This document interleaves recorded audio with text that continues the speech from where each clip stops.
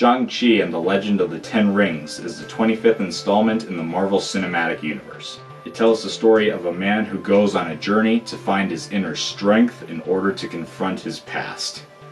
I'm a fan of the MCU, so it would be reasonable to expect that I would have high hopes for this film. I definitely would have been more excited if Black Widow wasn't as mediocre as it was. Sure, there were things I liked about it, but overall it just felt like Marvel taking this interesting character's story and making a generic action movie out of it. So I walked into Shang-Chi fearing that the same thing would happen, and I was glad when it didn't.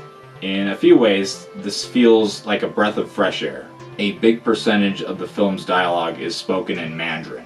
The cinematography, I feel, is richer in color than anything else I've seen in this franchise.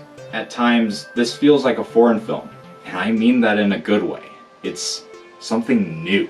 One thing that's been said many times about Marvel is that they are great at casting, and this is no exception, especially Awkwafina. She is very funny and steals almost every scene that she's in. When she doesn't, someone else does. There's two characters that show up from other MCU movies. Their cameos worked for me. I was satisfied. There's a stereotype when it comes to this franchise, and that's that the villains are weak. For the most part, that's true. Every once in a while, you get a really good one. Shang-Chi has a really good one. The villain in here is almost a secondary protagonist. You get that what he's doing is wrong, but at the same time you can get behind why he's doing them. He's an antagonist that you can care about.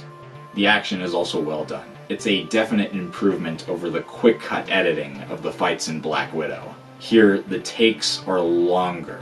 The actions feel more fluid. Some of the pacing didn't always work, and I feel like some plot lines could have been explored more. In the end, this is another swing hit for the MCU. I'm gonna give Shang-Chi and the Legend of the Ten Rings an A-.